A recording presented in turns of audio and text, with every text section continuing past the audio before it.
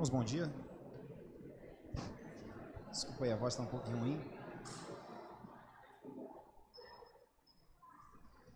Bom dia, irmãos. Vamos para mais uma aula. Estão ouvindo bem aí, não? Tá saindo? Tá? Estou sem retorno, por isso. Então vamos para mais uma aula na nossa Escola Bíblica Dominical. Como eu sempre digo, é uma satisfação estar aqui para a gente aprender um pouco mais da Palavra de Deus. E aí eu vou repetir algo que eu disse na nossa... Agora melhorou. Na última EDL, que todas as vezes que eu pego a Bíblia para ensinar alguém, eu tremo, porque aqui está a mente de Deus.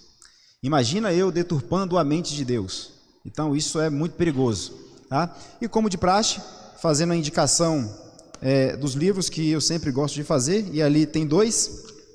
Um deles é a nossa confissão de fé, a qual nós vamos usar aqui hoje, então devemos conhecer a nossa confissão de fé. E o outro é aquele ali, Educação, Unesco, a clonagem das mentes. Quem não sabe o que é a Unesco, é uma agência da ONU.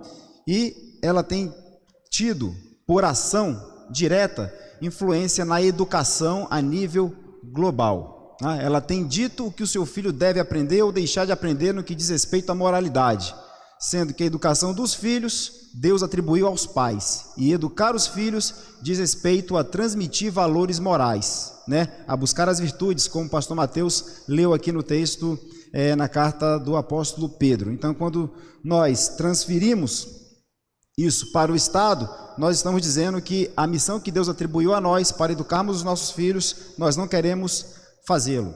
E aí, muitos não conseguem entender porque os filhos se perdem ao longo do caminho, nessa trajetória do ensino fundamental, médio até a universidade. Então é um bom livro para que você possa entender o que está acontecendo nesse cenário da educação a nível mundial.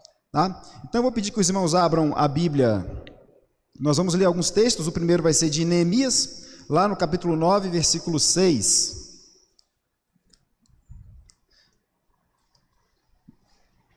Depois nós vamos ler Daniel, capítulo 4. Vamos começar com Neemias. Neemias, capítulo 9, versículo 6. Diz assim. Ouvir esse barulho da Bíblia assim é legal, né? Procurando. Diz assim: Só tu és Senhor, tu fizeste o céu dos céus, e todo o seu exército, a terra e tudo quanto nela há, os mares e tudo quanto há neles. E tu preservas a todos com vida, e o exército dos céus te adora. Vamos agora para Daniel 4. Daniel 4, vamos ler o 34 e o 35.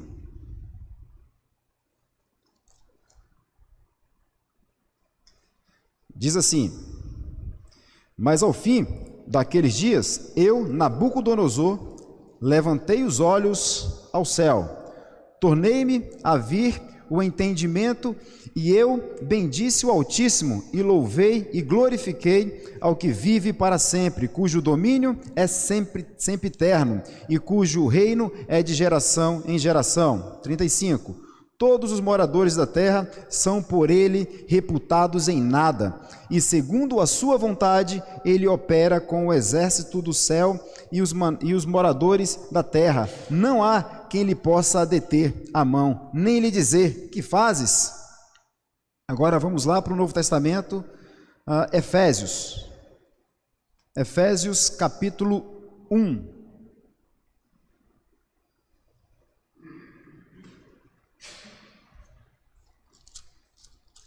Efésios capítulo 1, o versículo vai ser o versículo 11.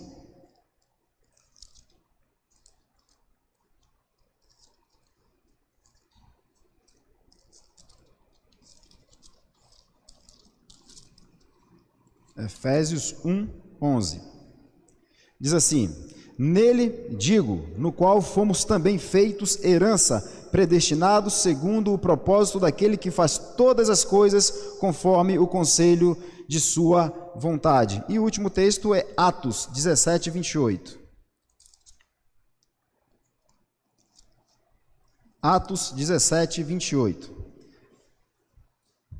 E diz assim: pois nele vivemos e nos movemos, existimos e...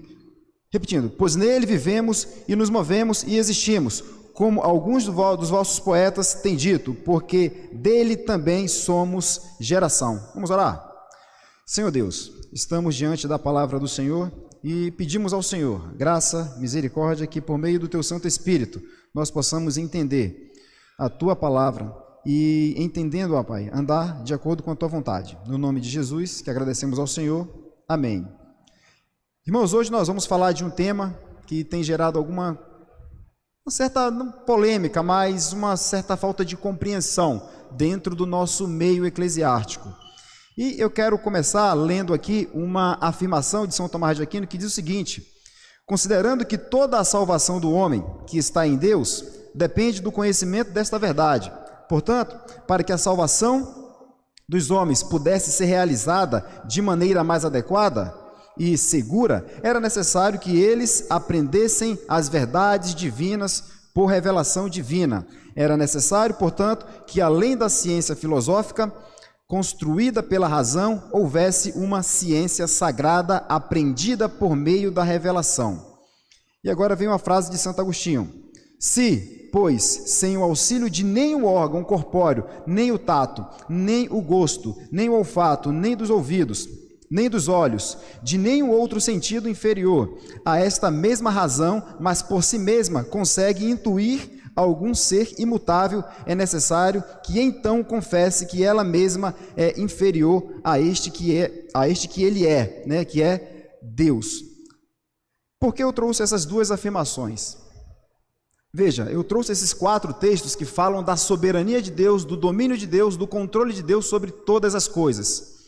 E São Tomás de Aquino traz aqui a ideia dizendo que Deus também é o agente da salvação. É Ele quem nos salva e a salvação vem dele. E Ele faz todo o processo de salvação.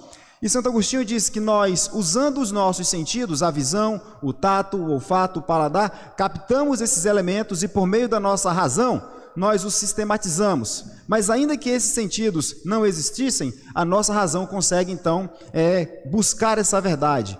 Mas essa razão ela é submissa a uma verdade que está em nossos corações, em nosso interior. E que verdade é essa? A verdade que Deus colocou em nós.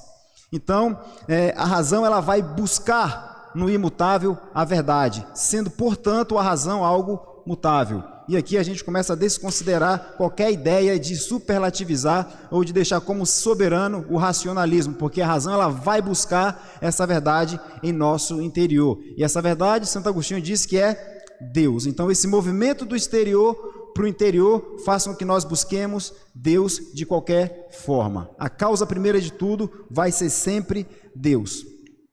E quando, vou já colocar ali o tema, tá? Preciso fazer essa breve introdução para a gente poder entender. Porque alguns dizem que, disso que a gente vai tratar aqui agora, é um paradoxo teológico, outros dizem que é um ponto de tensão, outros dizem que são 2 verdades que nós temos que aceitar. E São Tomás de Aquino diz outra coisa muito importante que eu considero. Ele diz que é impossível conhecer a Deus, a menos que esse Deus se revele ao homem. E aí ele faz outra afirmação, e esse Deus se revelou por meio da palavra. E aí ele segue dizendo que se esse Deus se revelou por meio da palavra, tudo que está aqui é possível compreender. Se não entendemos, não é porque há um mistério, mas sim porque a nossa mente ainda não foi iluminada pelo Espírito Santo suficientemente para que nós possamos compreender a palavra de Deus. Então nós vamos tratar hoje desse tema, soberania divina e responsabilidade humana, né? Para acabar com alguns mitos, para acabar com algumas falácias acerca de que nós somos um fantoche na mão de Deus e que Deus controla todas as coisas, o que é uma verdade, mas nós precisamos entender essa relação. Deus no controle de tudo, Deus sendo soberano, mas o homem sendo responsável pelos seus atos, e por isso ele é condenado. Por isso ele é condenado. E aí eu queria começar falando sobre alguns silogismos. O que é um silogismo? Nós temos 2 preposições, uma maior, outra maior, e a partir daí chegamos a uma terceira, que é a conclusão. E eu trouxe alguns exemplos ali, né? Todos os homens morrem, o fulano é homem, portanto o fulano morre. Ora, a primeira premissa é verdadeira, todos os homens morrem. A segunda premissa, o fulano é homem, portanto, ele vai morrer. Então, tem uma premissa que é todos os homens morrem, a segunda que o fulano é homem, e a conclusão correta de que que fulano vai morrer. Então, nós temos a premissa maior que é verdadeira, a segunda que também é verdadeira e a conclusão que também é verdadeira. E aí eu trouxe uma segunda, né? O galo cantou, o sol nasceu. Logo, porque o galo canta, o sol nasce. Isso é uma verdade? Né? Existe uma frase em latim, né, que é Post hoc ergo propter hoc, que diz o seguinte: depois disso vem aquilo. O galo cantou, o sol nasceu. Aí conclui-se, portanto, que o sol nasce porque o galo canta. Isso é uma conclusão verdadeira? A premissa de que o galo cantou é verdadeira, de que o sol nasceu também. Mas essas duas premissas chegam a essa conclusão verdadeira de que o sol nasce porque o galo canta? Não, não é uma premissa verdadeira. E aí eu quero chegar naquele ponto. Eu trouxe esses outros dois para a gente poder entender. Olha, Deus decretou todas as coisas. Alguém aqui tem alguma dúvida de que Deus decretou todas as coisas? Acho que ninguém tem dúvida de que Deus decretou todas as coisas. E aí vem a premissa menor. Deus decretou a queda. E qual é a conclusão que se chega? Portanto, Deus é o autor do pecado. Alguém aqui acredita que Deus decretou a queda? E sem Deus ter decretado a queda, como pode ele não ser culpado por aquilo que Adão não podia fazer diferente? Porque se é um decreto de Deus, não tem como nós não cumprirmos um decreto de Deus. E aí agora fica a questão: Deus decretou a queda ou não decretou a queda? Ou será que a queda não é um decreto? Veja, quando nós falamos que Deus decretou a queda, nós estamos dizendo que não teria como Adão agir de forma diferente, a não ser desobedecer a Deus e pecar. Mas a questão é a seguinte: o que Deus decretou foi a queda ou o não impedimento de Adão pecar? Será que o decreto não seria de não impedir que Adão agisse segundo a vontade dele mesmo, Adão? Porque Deus formou o homem livre. Quando Deus forma o homem, Deus o forma livre. E aqui a gente precisa entender o conceito de liberdade, que o grande problema dessa questão, acredito eu, que está na linguagem. Se nós não dominamos a linguagem, se nós não entendemos os conceitos, nós temos a tendência de sermos facilmente enganados pela falta do domínio da linguagem. Então nós temos ali os falsos silogismos, e esse aqui é um deles, tá? Deus decretou todas as coisas, premissa primeira, correta. Deus decretou a queda, premissa falsa. Portanto, Deus é autor do pecado, conclusão também é falsa, porque a queda não é um decreto. Deus decretou não impedir na ação livre de Adão.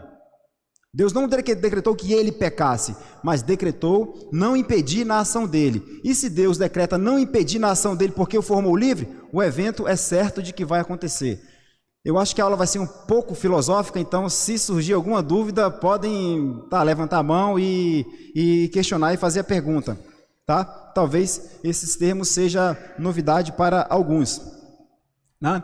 Então, o problema está onde? Na linguagem. Então, soberania de Deus, nada se movimenta sem que Deus assim conceda o movimento. Mateus 10, 29 vai dizer que nem o pardal cai do céu, senão pela vontade de Deus. Isso significa que Deus está no controle de todas as coisas que acontecem, absolutamente todas as coisas que acontecem. Não, o controle de Deus está em tudo e todos, não existe autonomia na criação. Somente Deus é autônomo.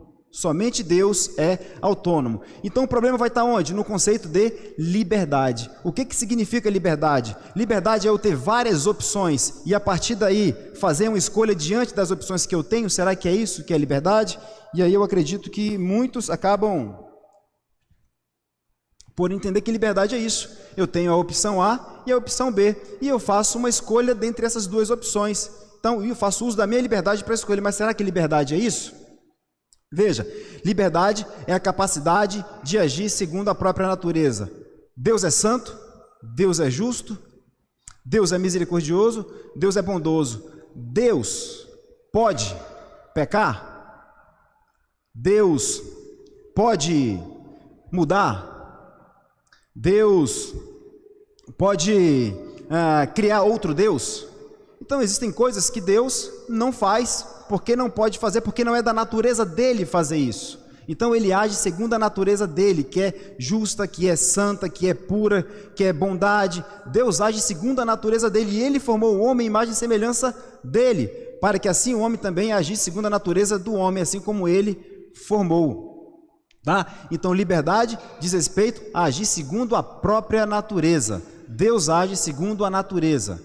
E Deus, como sendo o agente criador de todas as coisas na criação se movimenta só e somente só por conta de Deus. E quando Deus movimenta algo na criação para que ela haja, ela vai agir segundo a natureza que Deus estabeleceu quando criou. A gente vai entender um pouco mais para frente esse conceito. Então, essa frase de Calvino vai fazer com que nós entendamos isso que eu trouxe agora. Ele diz o seguinte, olha, primeiro de tudo, há uma operação universal pela qual ele guia todas as criaturas de acordo com a condição e propriedade que ele deu a cada uma, quando ele as fez. Isso é uma frase de João Calvino, na obra dele Contra os Libertinos. E agora eu quero ler um artigo da nossa Confissão de Fé para a gente poder entender o que é isso e entender por que o homem é condenado por conta de suas ações. Tá? Lá no capítulo 3 da nossa Confissão de Fé, na seção 1, vai dizer o seguinte: desde toda a eternidade e pelo muito sábio e santo conselho de sua própria vontade, Deus ordenou livre e inalteravelmente tudo quanto acontece, porém, de modo que nem Deus é o autor do pecado, nem violentada é a vontade da criatura, nem é tirada a liberdade ou a contingência das causas secundárias. Em vez disso, é estabelecida. O que é causa secundária? É tudo aquilo que foi criado. Então, Deus cria todas as coisas e diz e estabelece para que elas ajam segundo a natureza delas. Um exemplo. Pensem numa panela cheia de água. E aí você coloca a panela no fogo. Aquela água vai ferver, vai evaporar. Certo? Por quê? Porque a natureza dela acontecer isso. Mas para que isso acontecesse, houve a necessidade de um agente externo. Qual foi esse agente externo? O fogo. Então o fogo apenas aqueceu. E a água agiu segundo a própria natureza, que foi o quê? Ferver, evaporar. A mesma coisa ao contrário, se colocar numa temperatura muito baixa, ela vai agir segundo a natureza dela e vai congelar, mas há necessidade de um agente externo para que isso aconteça. Tá? Imaginem agora imagina um cadáver e um ser humano vivo. A energia do sol, a luz do sol incidindo nesses dois corpos, um vivo e um morto. O que vai acontecer com o morto? Ele vai apodrecer mais ainda. O que vai acontecer com o vivo? Vai adquirir energia, vitaminas, etc. Vai viver ainda mais. Ou seja, eles agiram segundo a natureza dele. A luz era a mesma. E já nós vamos entender isso quando chegarmos no homem caído e no homem regenerado. Então, Deus estabelece na criação e Deus movimenta toda a criação para que ela haja segundo a natureza dela. Tá? E o outro ponto aqui da nossa confissão de fé é o capítulo 4, na seção 2, que fala acerca da criação, vai dizer assim: posto que, em relação à presciência e ao decreto de Deus, que é a causa primária, todas as coisas acontecem imutável e infalivelmente. Contudo, pela mesma providência, Deus ordena que elas sucedam necessária, livre ou contingentemente, conforme a natureza das causas secundárias. Deus criou a água para ser água, Deus criou o sol para ser sol, terra para ser terra, e elas agem segundo a sua natureza, mas quem as movimenta é Deus. E quando Deus as movimenta, elas agem segundo a própria natureza que elas possuem, porque Deus, somente Deus é autônomo. Não existe autonomia na criação senão Deus. E isso aconteceu também com quem? Com o homem. Aconteceu também com Adão. Adão, e aí é um outro conceito que a gente precisa também entender. Adão, ele era imperfeito. Adão não era perfeito, e eu já explico isso. Quando se fala da imperfeição de Adão, não se está falando que Deus formou um homem imoral, mas que a Adão faltava muita coisa, como, por exemplo, conhecimento. Quando nós dizemos que algo é perfeito, essa perfeição estabelece um princípio de imutabilidade. Não se pode acrescentar, não se pode tirar nada. Algo é perfeito. Tá? Então, quando Deus forma Adão, ele não faz perfeito. O faz, como o próprio texto bíblico diz lá em Gênesis 1:31, que ele era muito bom. E Adão sendo muito bom, as suas ações serão o quê? Boas. Ele vai procurar fazer o quê? Coisas boas. Porque ele era muito bom. Ele não era perfeito, mas essa imperfeição de Adão não implica em que Deus formou um ser imoral. Não diz respeito à moralidade, diz respeito a um ser que lhe falta algo, como por exemplo o conhecimento. Adão não tinha o conhecimento de todas as coisas, somente Deus é perfeito. Esse é um atributo, essa é uma qualidade que somente a Deus pertence e a ninguém mais. Então Adão precisava desenvolver isso, tanto que ele dá ordem para Adão: olha, Adão, você vai cultivar e você vai guardar, e você vai descobrir isso ao longo da sua jornada. Então Deus dá essa ordem a ele. Então Adão não era perfeito nesse sentido, não diz respeito à moralidade de Adão, tá? Então Adão era um homem muito bom, e Adão era livre para agir.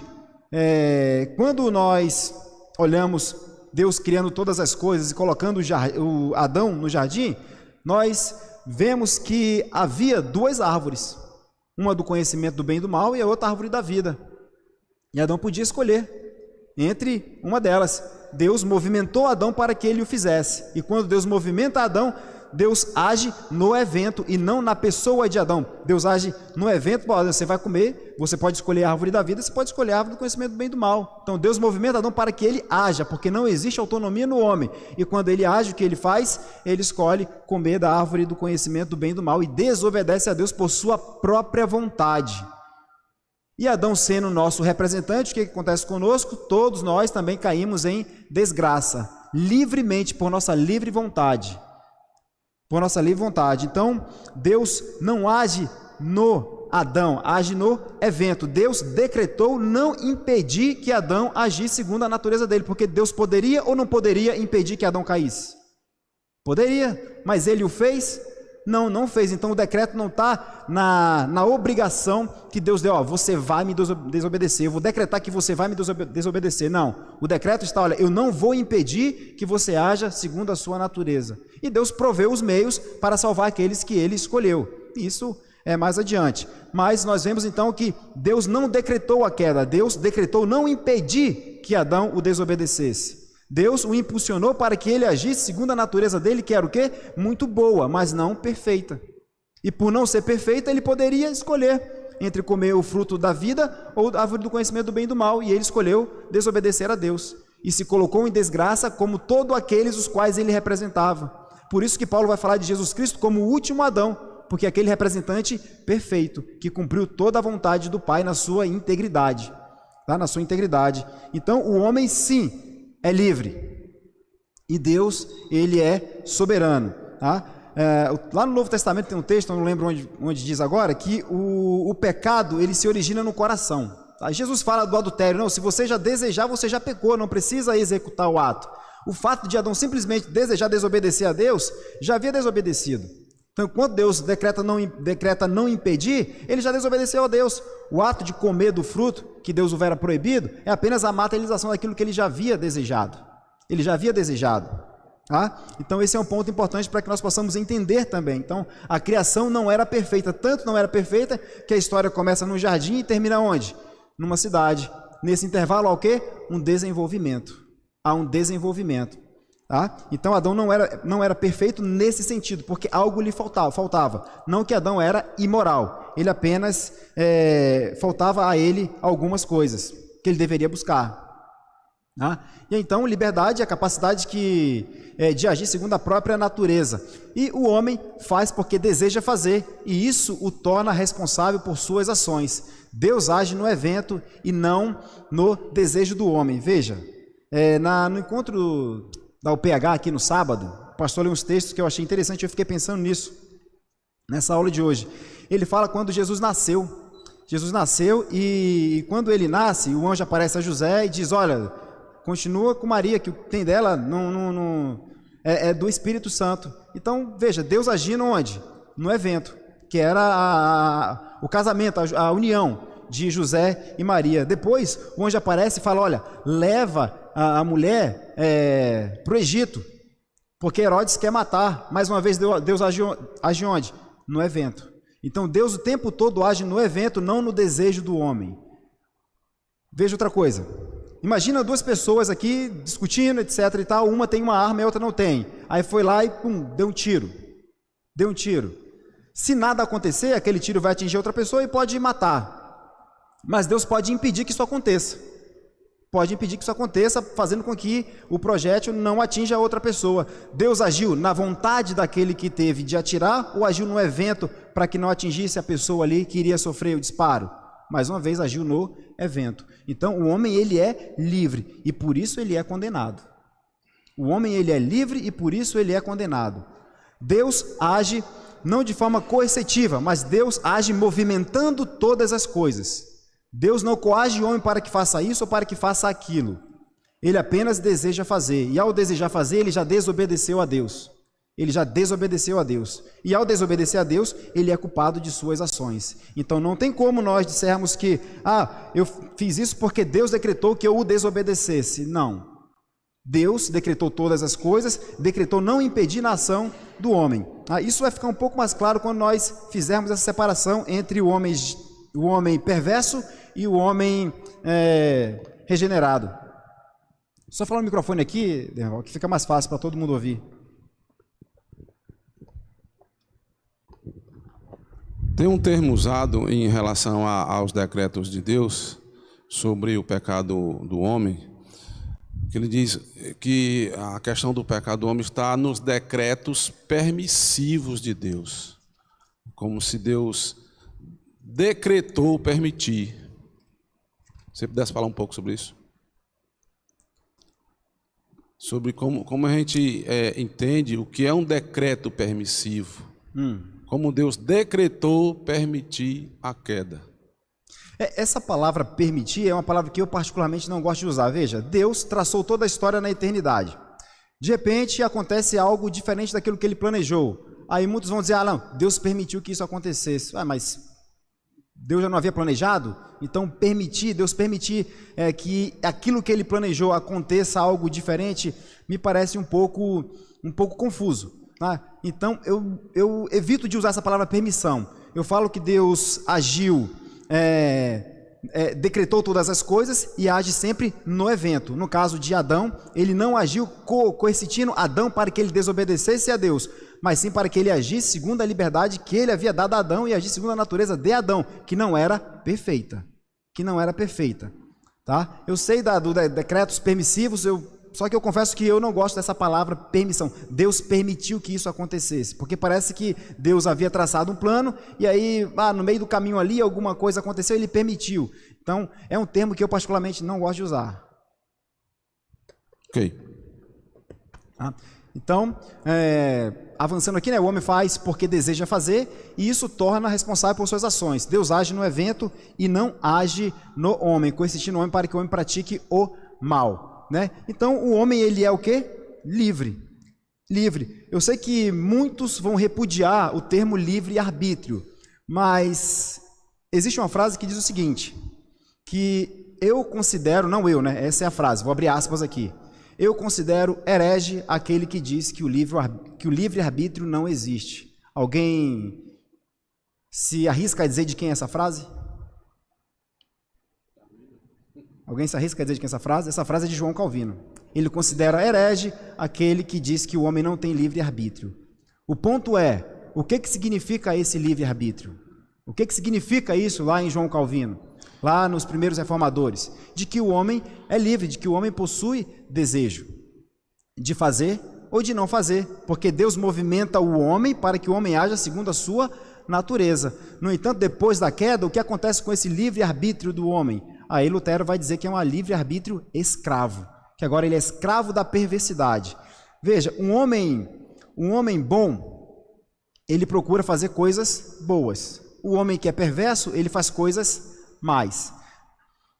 E ali, a gente tem vários textos ali, não vou ler eles aqui agora, fica como lição para casa, Eclesiastes 7:29, Isaías 66, da 3 de B, a parte B, até o versículo 4, Deuteronômio 30:19, vai falar dessa liberdade que o homem tem.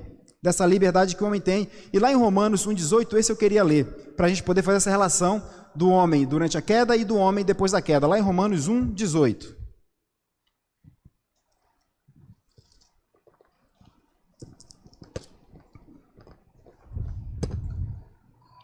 Romanos 1, 18.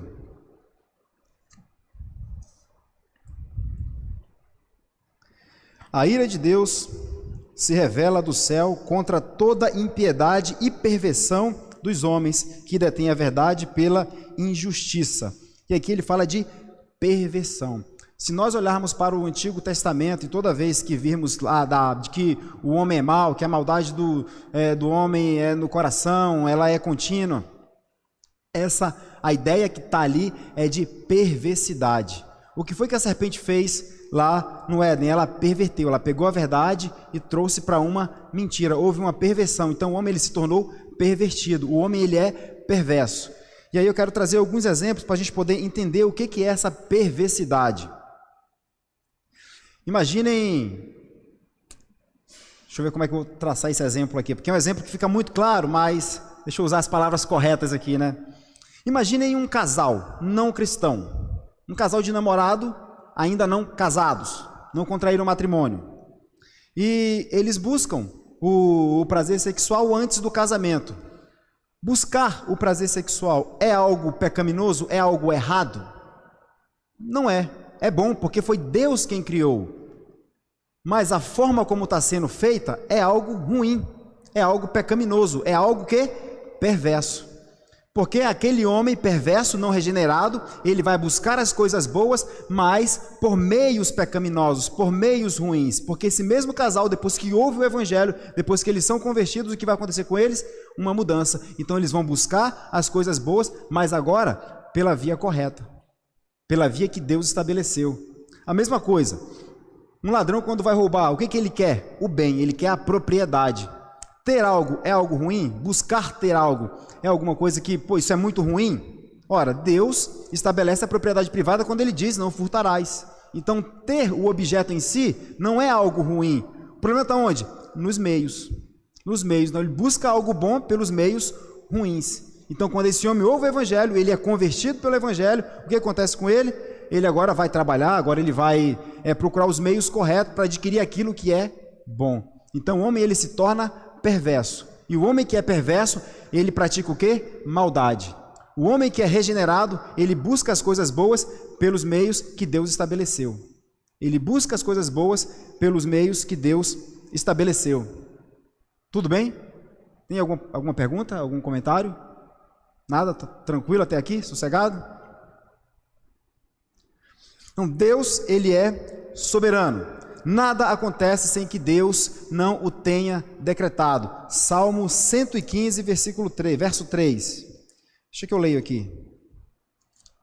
Salmo 115, verso 3.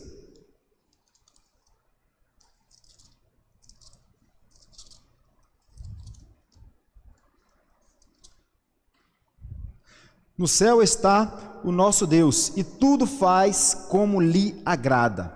Deus, ele está no controle de todas as coisas, e o homem é livre e responsável por suas ações. Deus move toda a criação para que ela haja segundo a natureza dela. Então eu não consigo enxergar uma tensão ou um mistério quando se fala em soberania de Deus e responsabilidade do homem. Não existe aqui um mistério. Pelo menos eu não consigo enxergar esse ponto de tensão, ou como alguns dizem, é um paradoxo teológico, são duas coisas que se contradizem, mas são duas verdades que estão na Bíblia e a gente precisa aceitar. Eu entendo que nós precisamos buscar entender, porque como São Tomás de Aquino disse, Deus não seria um Deus sacana que nos daria um livro para que nós não o entendêssemos. O que precisamos é da iluminação do Espírito Santo e buscar, nos dedicarmos a entender o que a revelação de Deus nos ensina. Então eu não vejo aqui como um ponto de tensão. Não há, na minha humilde posição, um ponto de tensão ou um paradoxo teológico. Deus, ele é soberano e o homem, ele vai continuar livre. E ao ser livre, ele ao desobedecer a Deus por conta da sua liberdade, ele é condenado por isso. Ele é condenado por isso. Tá tudo bem? Estou vendo o pessoal olhando assim, ó, será meio assustados assim? Se não tiver tudo bem, pode levantar. Aqui a escola dominical costuma dizer que é o lugar que a gente está aqui para aprender, né? Pô, será que não é assim? Não pode ser assim? E a gente recorre à Bíblia para ver o que a Bíblia diz sobre isso. O que nós não podemos ficar é com dúvida dentro de uma escola bíblica dominical. né? Porque quanto mais a gente aprende acerca de Deus, é melhor para que nós possamos servi-lo. Para que nós possamos servi-lo. Então, somente Deus, ele é autônomo, não existe autonomia na criação, somente Deus é autônomo. Então, quando João Calvino traz aquela frase de que, olha, Deus criou todas as coisas e essas coisas agem segundo a propriedade que Deus estabeleceu no ato da criação, ele está dizendo, olha, Deus criou todas as coisas, ele domina todas as coisas e ele decretou que essas coisas que ele criou agissem segundo a propriedade que ele mesmo deu a elas. E disse Deus, haja sol. Houve o quê? Lua? Não. Houve o quê? Sol. Façamos o homem. Houve o quê? Homem. Façamos a mulher. Houve o quê? Mulher. Hajam luminares. Houve o quê? Luminares. Então Deus estabeleceu no lado da criação a propriedade de cada elemento. Inclusive Deus chama esses elementos pelo nome antes mesmo que eles venham a existir, estabelecendo as propriedades, o que era próprio a cada um deles. Por isso que todos os elementos agem segundo a sua natureza, mas com o mover de Deus. Porque nada se move sem Deus. Mais uma vez, liberdade não é a opção de escolher entre A e B. Liberdade é a ação segundo a própria natureza. Você agir de acordo com a sua natureza.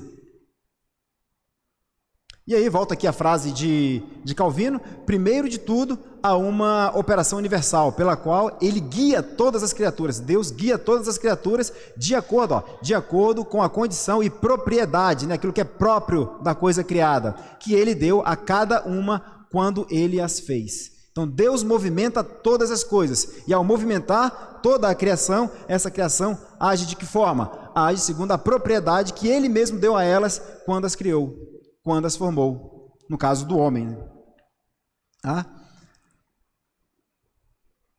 E a salvação do homem? Como é que é a salvação do homem?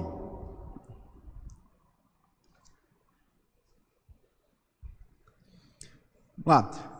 A salvação do homem é monergista. O que é monergismo, né? Mono, única, né? Única força, único trabalho. E esse trabalho vem de quem? De Deus, tá? Não há nenhum tipo de cooperação da parte do homem em relação à sua salvação. Efésios 2:8 vai dizer que pela graça sois salvos, isso não vem de vós, é dom de Deus. Tá? Então a salvação ela vem de Deus para nós. Tá? Nós não temos nenhuma parte na salvação. Então o homem ele era o quê? Perverso, agia de acordo com a sua natureza perversa depois da queda. O homem continua a buscar a Deus depois da queda?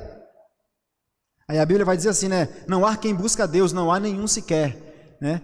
Mas veja, o que esse texto significa? Significa que existe algo que impede o homem de chegar a Deus, que é o quê? O pecado, a desobediência, a sua perversidade. Porque não se conhece na história do mundo, desde que o mundo é mundo, o que hoje se tem aí em certa quantidade, o tal ateísmo. O homem é um animal religioso por natureza. O que Calvino vai falar de senso de divindade que cada homem tem. Então o homem sempre tentou buscar se conectar com Deus. E aí ele vai criar o Deus. É a Deus Lua, é o Deus Sol. Ele começa a criar vários deuses porque ele sabe que ele precisa se conectar com esse algo. Mas ele não o faz, ele faz de forma perversa, porque há algo que impede ele de se conectar com o Deus verdadeiro, com o Deus perfeito. Então, todas as ações do homem perverso são o quê? Mais. Todas as ações do homem perverso, aquele homem que desobedeceu a Deus, são ações ruins, são ações pecaminosas, são ações mais. Ele busca a Deus, ele busca o Deus que ele mesmo cria, mas ele tem esse senso de divindade de buscar um Deus, porque ele acredita que existe algo além da física, né? A metafísica, algo além dele, além da natureza. Então ele busca esse Deus, mas como ele é perverso, ele morreu para Deus, então ele cria deuses para a sua própria adoração, a própria idolatria. Então o homem salvo também age de acordo com a sua natureza, mas agora regenerado. Né? O texto bíblico vai dizer, olha, aquele que pecava não peques mais, aquele que mentia não minta mais, aquele que roubava não roubes mais. Então há uma diferença. O homem perverso, ele vai agir de acordo com a natureza dele, buscando sempre a maldade. Então a maldade, a prática da maldade é uma consequência da natureza pervertida, e a prática das boas obras também é uma consequência da natureza agora regenerada. Deixa eu levar o microfone aqui que fica mais fácil para todo mundo ouvir.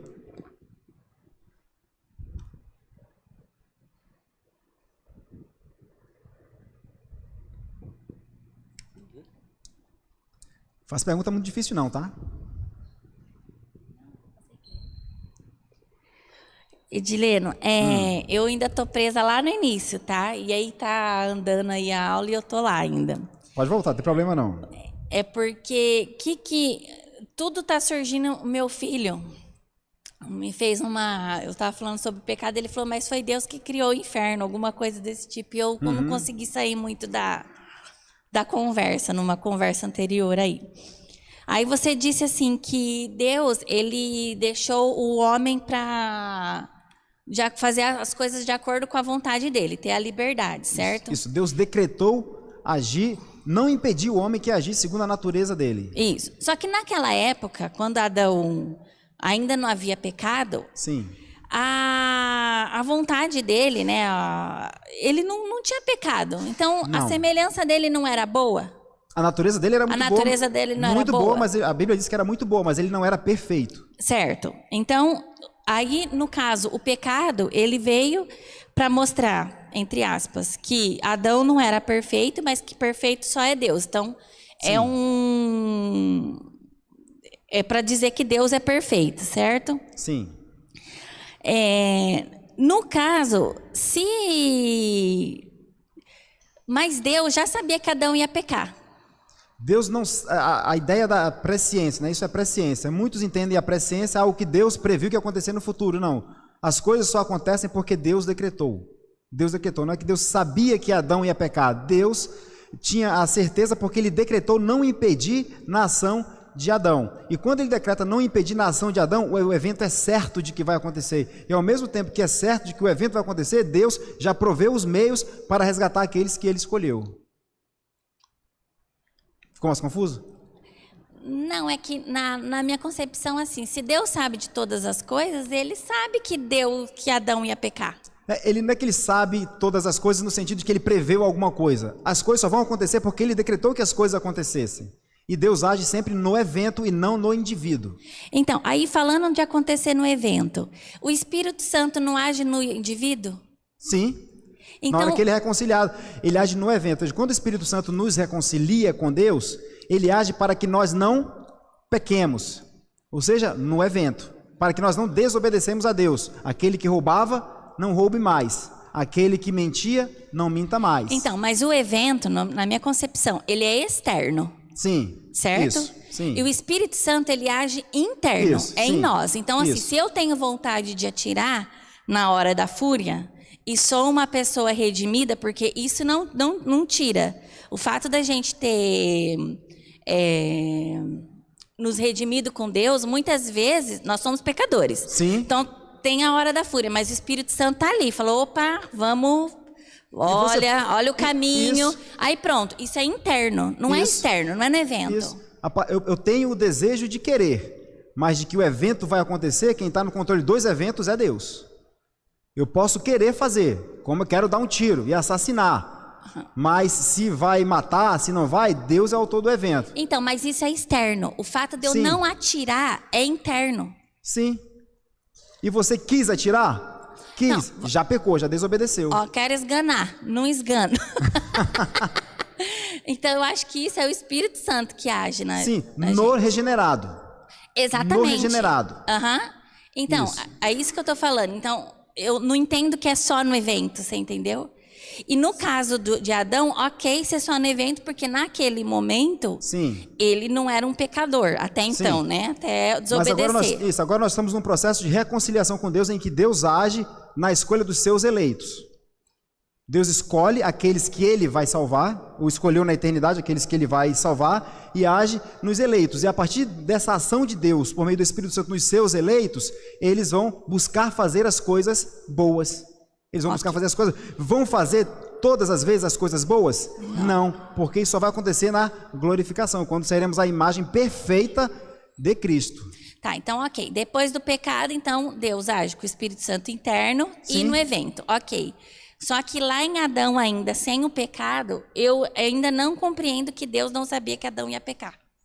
Sim, ele sabia, mas eu quero trazer a ideia de que Deus não sabia porque ele preveu que Adão ia fazer isso. Não, é porque ele decretou todas as coisas. Ele decretou não impedir no evento que Adão, que seria desobedecer a Deus. E ao decretar não impedir, o evento é certo de que vai acontecer. Então Deus já sabia disso. Ok, então Deus sabia que Adão ia pecar, só não impediu. Não, ele decretou não impedir. Entendi. Não, agora sim, é porque para mim não tinha ficado claro isso, Tá. entendeu? Ele decretou não impedir. Aham, tá bom. Nada, Ali.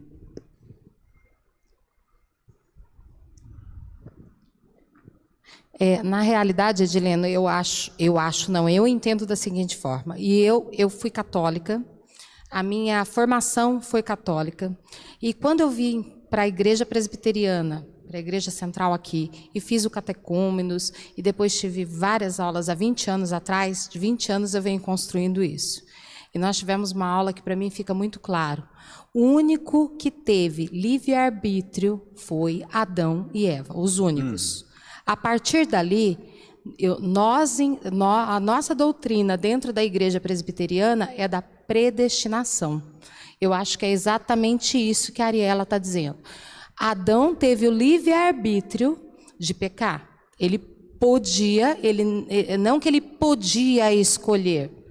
Deus não falou, você escolhe entre essa árvore do conhecimento e a outra árvore. Deus não falou isso. Deus falou para ele, você pode tudo aqui no Éden, não toque nessa árvore. Então foi a questão, a queda está relacionada à desobediência nesse sentido. Então assim, para mim é muito claro isso. E eu entendo isso, e é a verdade que a gente nos diferencia de várias outras crenças. Eu creio na predestinação. Eu creio que Deus elegeu aquelas pessoas que vão para o reino e que são pinçadas. Porém, também creio no que o irmão falou, que Deus permite, assim como permitiu que o inimigo, permitiu que tocasse em Jó. Você pode fazer tudo com esse meu servo. Não, mas ele só te ama porque ele é rico. Não, mas ele só te ama porque ele tem família. Não, mas ele só te ama porque ele tem bens. E Deus falou, você pode fazer tudo, tira tudo dele, só não toca na vida dele. Como foi Jó. Então, assim, a diferença básica para mim é isso. Quem teve livre-arbítrio? Adão e Eva. A partir dali, nós não temos livre-arbítrio. Nós somos predestinados. Concordo plenamente que tudo age conforme o que Deus decretou. Mas Deus permite que o mal avance, Deus permite que o mal aconteça, mas sempre tem um propósito maior, que é a questão a predestinação é um outro assunto. O fato de o homem ter liberdade, ele ser livre, não anula a predestinação que Deus estabeleceu. A nossa confissão de fé e a Bíblia diz que o homem ele é livre. No entanto, depois da queda, esse livre-arbítrio do homem, Lutero vai chamar de um livre-arbítrio escravo. Ele é escravo porque ele só pratica maldade. Ainda que ele busque fazer o bem, ele faz pelos meios maldosos. Então esse livre-arbítrio é escravo. É por isso que Calvino vai dizer que ele considera herege quem diz que o livre-arbítrio não existe. Só que ele explica o que é esse livre-arbítrio. O próprio Calvino e a nossa própria confissão de fé, que é o que também está na Bíblia, de que o homem agora tem um livre-arbítrio escravo. Ele busca as coisas boas, mas por meio da prática da maldade.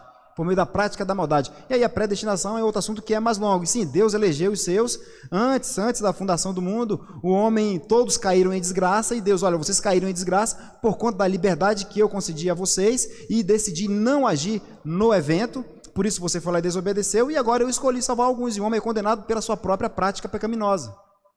Pela sua própria prática pecaminosa. Rapidinho. Edileno, o livre-arbítrio não é o ser humano ter a capacidade de agir contra a sua natureza? Esse é um conceito que trouxeram para o livre-arbítrio também, mas não é isso que João Calvino e os primeiros reformadores chamavam de livre-arbítrio, tá? Isso é algo que veio no século XX e que trouxe junto com ele aquilo que não é liberdade, mas é a livre agência. Que não é um termo que está em Calvino, não é um termo que está nos primeiros reformadores. Esse termo livre agência não existe lá. Esse termo livre agência é coisa do século XX. Tá? Eles tratam do homem como um ser livre, mas agora, depois da queda, essa liberdade ela é escrava. Por isso que a Bíblia diz que nós somos escravos do pecado. Nós praticamos a maldade, ainda que busquemos fazer alguma coisa boa, mas os meios pelos quais nós tentamos fazer essa coisa boa são maus, são perversos. Então, nesse sentido, que esse livre-arbítrio escravo é que ele não pode agir contra a sua natureza pecaminosa. Ele vai agir conforme essa natureza. Ele vai agir segundo a natureza dele. Deus vai mover não para ele pecar, mas vai mover para ele agir de acordo com a natureza dele. Se a natureza dele é perversa, o que ele vai praticar? Maldade. Se a natureza dele é regenerada, ele vai buscar o quê? As coisas boas pelos meios que Deus estabeleceu. Tá bom. Obrigado, Dino.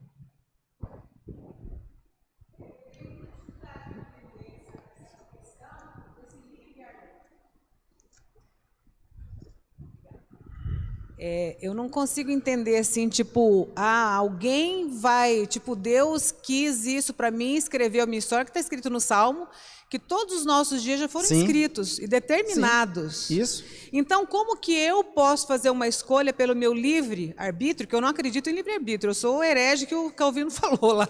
Segundo Calvino eu sou a herege. Segundo Calvino então, eu não consigo entender que eu tenha condições de fazer uma escolha e trocar os planos do Senhor. Só a vontade do Senhor vai ser feita, não importa. Sim, só a vontade dele vai ser feita. Só a vontade dele.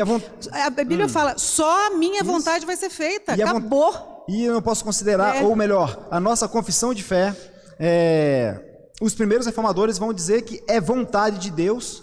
Sim, foi vontade dele decretar que o homem agisse segundo a natureza dele e não agisse coercindo o homem para pecar. Igual, Adão não era perfeito, portanto, totalmente passivo de erro. Qual seria o erro? O erro dele seria mostrar que todos os homens são errados, que nós não prestamos e que a gente precisa desesperadamente de um Salvador. Eu acredito que quem tem o livre-arbítrio, vamos dizer assim, é só o Senhor Jesus que podia escolher entre vir ou não. Entendeu? Entre salvar ou não. Mas ele quis fazer a vontade. O problema está nesse conceito de livre-arbítrio, né? O que era livre-arbítrio lá? Porque o que era livre-arbítrio para João Calvino? O que era livre-arbítrio para Armínio? São concepções de livre-arbítrio diferentes. A nossa confissão de fé, ela fala da liberdade que o homem tem, que Deus deu ao homem. Não significa que o homem é autônomo, porque tudo na criação é movido por Deus. Deus faz tudo segundo a sua vontade. E foi vontade dele decretar não agir coercitando o homem a pecar. Foi vontade dele que agir segundo a natureza, e por isso ele é condenado. Sim, igual, por exemplo, eu posso escolher Jesus ou não? Não, você não pode. O Senhor já falou quem que vai escolher. Isso não é liberdade. Isso aí não é liberdade. Entendeu? Eu posso escolher. Não posso. Não. Em relação à salvação, não. Ninguém escolhe a salvação. E nem, eu acredito e a gente vai ver isso aqui. Na aplicação a gente vai ver isso aqui. Na aplicação a gente vai ver isso aqui. Agora, o homem não escolhe querer ser salvo. Hoje eu descobri um negócio que eu tô dentro da lista do Calvino, mas eu não acredito nele. A salvação, ela é algo de Deus, e de Deus somente para com o homem. Para com o homem. Só uma observação. Primeiro eu quero te cumprimentar pela tua coragem, viu? De mexer num tema tão espinhoso. Aí agora você aguenta, bicho. Mas, na verdade, eu só queria lembrar que esse mesmo Calvino, ele disse assim, que nós, na verdade, com relação ao livre-arbítrio, ele disse que os homens não têm livre-arbítrio para fazer o bem. Aí só faremos o bem, de fato, pela ação do Espírito Santo na nossa vida. Isso, perfeito. É isso. Nós não temos o livre-arbítrio para fazer o bem. A não ser que o Espírito Santo entre na nossa vida, nos regenere, nos transforme e nos restaure. É o homem perverso. É isso mesmo, exatamente isso. É o homem perverso. O homem perverso, ele é escravo da maldade, ele vai praticar a maldade porque ele é perverso. Ele é perverso, então o livre-arbítrio dele agora é escravo, praticar a maldade porque ele é perverso. A partir do momento que ele é regenerado, então ele é conduzido pelo Espírito Santo de Deus. E aí ele vai buscar as coisas boas pelos meios que Deus estabeleceu. Pelos meios que Deus estabeleceu, porque é muito comum a gente dizer, olha, Deus decretou todas as coisas, Deus decretou a queda e ele não é culpado. E aí, peraí... o Adão não podia agir diferente, ele ia ter que pegar, porque Deus decretou. Não, Deus decretou não agir no impedimento, decretou não impedir que Adão agisse segundo a natureza dele, e por isso ele é culpado. E como nosso representante, todos nós também caímos em desgraça. Quando Deus elege, quando Deus predestina para salvar, e ele envia Jesus Cristo para o processo de justificação, então agora nós agimos de maneira diferente. Nós buscamos fazer o bem pelos meios corretos, porque fomos regenerados. E quem nos conduz a isso? Sou eu mesmo? É a minha vontade? Não, é o Espírito Santo atuando na minha vida. Tanto que é Ele que vai me convencer do pecado, do juízo e da justiça. Eu não tenho autonomia, o homem não tem autonomia. Somente Deus é autônomo. Somente Deus é autônomo. Então, a questão está na linguagem. O que era livre-arbítrio para aqueles que escreveram a nossa confissão de fé? Porque eles acreditavam nisso, né? O que era livre para eles, né? Então, a gente começa a entender, mas peraí, deixa eu entender essa coisa aqui de livre-arbítrio. Não, o homem agiu segundo a natureza dele e Deus o movimentou para que ele agisse segundo a natureza dele. Então, o homem é condenado porque ele desobedeceu a Deus, porque ele quis desobedecer a Deus. Agora, ele não pode ser salvo porque ele quer. Ele não pode ser salvo porque ele quer, porque ele não tem poder para isso, porque agora o que ele tinha de liberdade, essa liberdade ficou escrava da prática do mal, escrava da maldade, agora ele só pratica a maldade, tá? Então, a salvação é algo direta de Deus. E qual é, vou trazer aqui alguns pontos só para a gente poder caminhar aqui para o final. O que Armínio entendia como salvação, que é completamente diferente daquilo que nós acreditamos? Olha, a graça preveniente, que isso aqui é em Armínio, tá? A graça preveniente exerce uma influência moral no homem que dá a ele a possibilidade de querer Deus. E essa graça está sobre todas as pessoas do mundo. Então Deus, segundo a sua presciência, e mais uma vez, presciência compreendida aqui de uma forma equivocada, enxerga quem aceitará esta graça e então premia com a salvação. Quem não aceitar, sofrerá o juízo. A salvação está condicionada à ação do homem de crer ou não crer. Então há um sinergismo para Armínio, o que nós repudiamos veementemente, assim como a nossa confissão de fé também repudia veementemente essa prática, porque há algumas inconsistências. Primeiro, sendo essa graça preveniente derramada em todos os homens, a diferença está na decisão que o homem vai tomar. Se o homem toma a decisão, então ele foi merecedor daquela graça, o que nós repudiamos, porque não há quem busca Deus. O homem perverso pratica a maldade. Outra coisa, se todos têm a mesma doença, que é o pecado, e recebem o mesmo remédio, que é a graça, o resultado deveria ser o mesmo, portanto, universalismo. O problema na teologia de Armínio em dizer que a graça é derramada a todos os homens. Ora, se a graça é derramada a todos os homens e todos os homens sofrem da mesma doença, então, peraí, nem todos os homens foram curados? Porque a Bíblia diz que haverá os condenados. Então o problema está onde?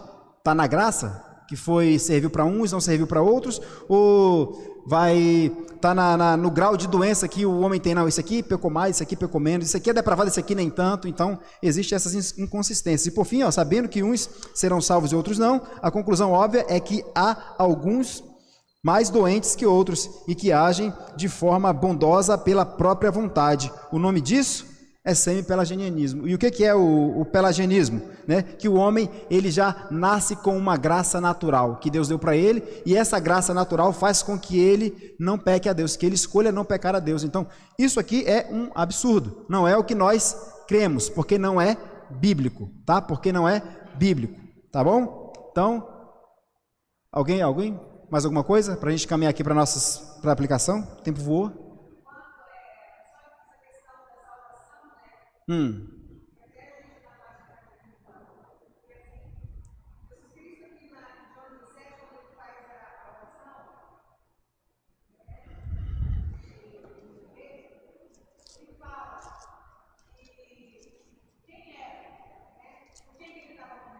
Sim.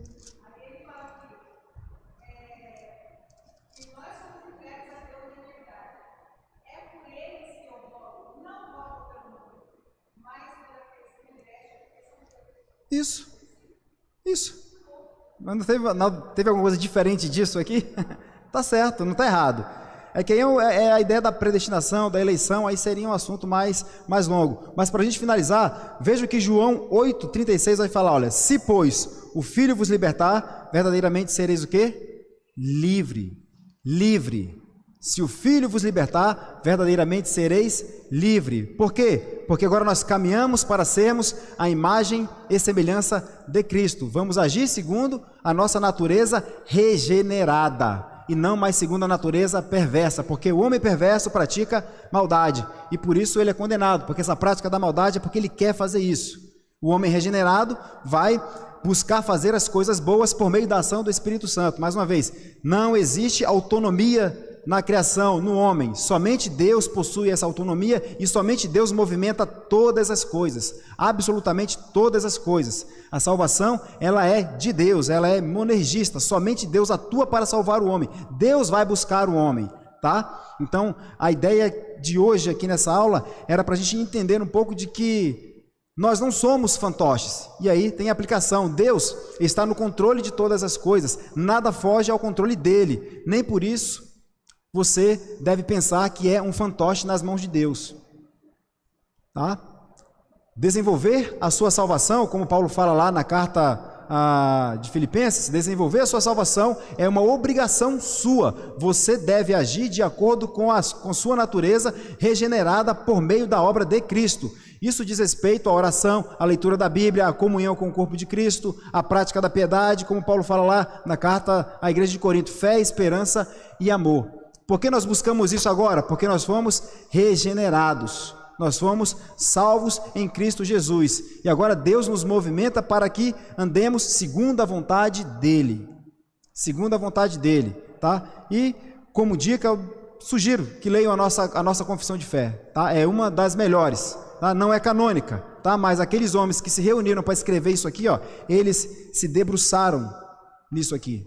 Se debruçaram nisso aqui, tá? Então, o homem, ele é culpado porque ele desejou desobedecer a Deus e desobedeceu a Deus, por isso ele é culpado. E ao se tornar culpado, ele passa a ser escravo do pecado. Por isso que a liberdade que ele tinha agora é uma liberdade escrava. E quando nós somos regenerados, nós vamos agir de forma regenerada, de forma a buscar as coisas que Deus, então, preparou para nós. Amém? Mais alguma questão? Muito polêmico o tema? Muita discussão? Tá? Estou à disposição no final da escola se quiserem conversar mais alguma coisa sobre. Amém? Vamos orar? Senhor nosso Deus, nós somos agradecidos ao Senhor por esse momento de aprendizado, por esse momento em que o Teu Santo Espírito traz iluminação para que nós possamos compreender, Deus. Pedimos, Senhor, que cada vez mais o Senhor possa trazer essa iluminação, que nós possamos aprender acerca da Tua Palavra para vivermos de acordo com ela. Estamos certos e sabemos que a salvação pertence ao Senhor, e somente o Senhor veio nos salvar, e que nós não temos nenhuma contribuição com isso, muito pelo contrário, nós caminhávamos para a condenação eterna, caminhávamos para o abismo, e o Senhor soberanamente escolheu nos salvar, e nós somos agradecidos ao Senhor por isso. Então pedimos, Pai, que o Senhor possa cada vez mais colocar em nosso coração essa compreensão, esse entendimento, e que nós possamos andar, agir de acordo com a Tua vontade, de acordo com o Teu querer, de acordo com o Teu propósito, porque é o Teu Santo Espírito quem nos movimenta para isso. E nós somos gratos ao Senhor por isso. Peço ao Senhor que leve cada um aqui em paz para os seus lares, que o Senhor cuide de cada um deles e que esse cuidado seja estendido à parentela, Pai. É no nome do nosso Senhor e Salvador Jesus Cristo que agradecemos ao Senhor e que nós possamos vir, Pai, logo mais à noite para cultuar, nós possamos atender a convocação do Rei para estarmos aqui, para ouvir acerca da história da redenção, de tudo isso que o Senhor fez por nós e que nós possamos responder ao Senhor em gratidão com um culto solene de louvor e adoração ao Teu nome, Pai. É no nome de Jesus que agradecemos ao Senhor, Pai. Amém. Amém.